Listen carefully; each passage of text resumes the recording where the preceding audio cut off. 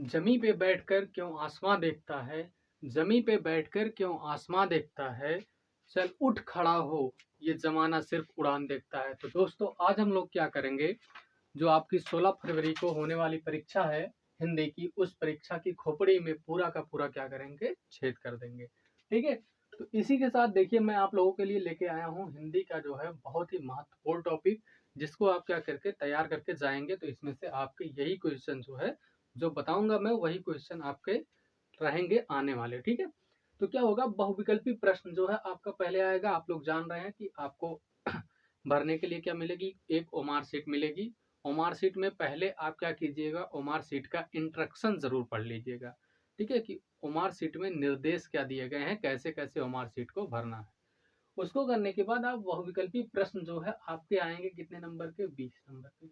तो ये देखिए, ये आपके 20 नंबर आपके ही हाथ में है, क्योंकि अगर आपने क्या किया, बहुविकल्पी प्रश्न को सही लिखा, मतलब सही ऑप्शन पे आप लगाएं, तो उसका पूरा का पूरा नंबर आपको मिलेगा। अगर आपने गलत लगाया तो पूरा का पूरा नंबर आपका क्या कट जाएगा। तो इसका मतलब क्या हुआ, आपके 20 नंबर आपके ही हाथ में है। कोई बात नहीं, 20 नंबर जो है अगर अभी तक आपने कुछ नहीं तैयार किया है तो अब जो है तैयार कर लीजिए। तो बहुविकल्पी प्रश्न में आपके गद्य एवं पद्य, इन दोनों से आपके 5-5 नंबर के प्रश्न आएंगे। ठीक है, गद्य और पद्य से आपके कितने, 5-5 नंबर के प्रश्न आएंगे। तो 5-5 नंबर के आए तो कुल कितना हो गया, 10 नंबर के। तो गद्य और पद्य से कितना आएगा दोस्तों, 10 नंबर का क्वेश्चन। ठीक है, 10 हो गया। दूसरा आएगा आपका रस छंद अलंकार। रस से एक आएगा, छंद से एक आएगा, अलंकार से एक आएगा, अर्थात 3 क्वेश्चन जो है आएंगे आपके, तो 3 नंबर के हो गए। उपसर्ग से एक आएगा, उसको तैयार कर लीजिएगा। प्रत्यय से आएगा एक, उसको हो जाएगा। समास से आएगा, तद्भव तत्सम से आएगा, शब्द रूप से आएगा और धातु रूप से आएगा। तो कुल मिला के आप इसके प्रश्न जो पूछे जाएंगे इतने ही टॉपिक से पूछे जाएंगे, इससे बाहर नहीं पूछा जाएगा। तो इसको आप अच्छे से तैयार कर लीजिएगा। ठीक है, इसके बाद क्या पूछता है कि आपका गद्यांश, गद्यांश से आपके प्रश्न। देखिए, गद्यांश देगा जो है और उसका कहेगा संदर्भ सहित जो है व्याख्या कीजिए। तो संदर्भ सहित व्याख्या में पहला जो आपका, आप लोगों ने पढ़ा होगा, पहला क्या है आपका, मित्रता। उस मित्रता के जो राइटर है, लेखक है, यहाँ पे लिखा हूं मैं आचार्य रामचंद्र शुक्ल, और यहाँ पे लिखा हूं छोटा सा सिर्फ क्या, शुक्ल। तो शुक्ला जी के बारे में आपको क्या करना है, लिखना है। ठीक है, रामचंद्र शुक्ल जो है ये इसके क्या हो जाएंगे, लेखक हो जाएंगे। तो लेखक हो गए शुक्ल जी। अगर मित्रता से आता है तब आप लिखेंगे, अगर ममता से आता है तो आप किसका लिखेंगे नाम, जयशंकर प्रसाद जी का लिखेंगे। ठीक है, प्रसाद जी का आप लिख सकते हैं। तो ये देगा। उसके बाद इंपॉर्टेंट है आपका पद्यांश में हम लोग आते हैं। पद्यांश में क्या है, एक पद्य आएगा आपका, मतलब पद आएगा। धनुष भंग वन पथ पर, इसमें का पूछ सकता है। भक्ति नीति ये आ सकता है, या स्वदेश प्रेम। इनसे जो है ये 4 जो है आपके ये पद्यांश इसमें से पूछे जा सकते हैं। ठीक है, अगला आ गया आपका लेखक। देखिए, अब आएगा आपको लिखने के लिए जीवन परिचय। क्या आएगा, ये क्या है, जीवन परिचय। तो जीवन परिचय आपका दोनों आता है, लेखक का भी जीवन परिचय आता है और कवि का भी जीवन परिचय आता है। तो लेखक के जीवन परिचय में आपका जो पूछेगा बोर्ड एग्जाम में, वो पूछेगा जयशंकर प्रसाद का। 100% लिख के ले लीजिए, यही जो है जयशंकर प्रसाद जी का आएगा। ठीक है, यही जयशंकर प्रसाद जी का पूछेगा लिखने के लिए जीवन परिचय। शुक्ला जी का भी आएगा, ऐसा नहीं कि शुक्ला जी छोड़ दिए जाएंगे, आएंगे तो वैसे आपके 3। तो आप तीनों में से आपको जो भी याद रहेगा उनका आप लिख सकते हैं। ठीक है, उसके बाद आगे कवि। कवि का जीवन परिचय लिखने के लिए कवि में आपका आएगा सूरदास, क्या आ सकता है, सूरदास आ सकता है। तुलसीदास, महादेवी वर्मा।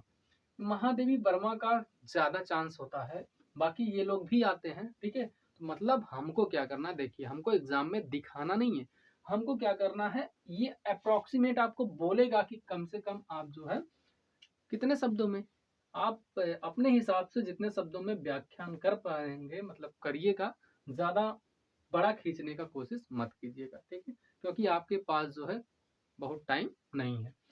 तो उसके बाद आएगा एक श्लोक लिखने के लिए, संस्कृत का एक श्लोक लिखने के लिए आपको आएगा, और वो देगा कि एक ऐसा श्लोक आप लिखिए जो आपके इस प्रश्न पत्र में ना आया हो, तो आप लिख सकते हैं।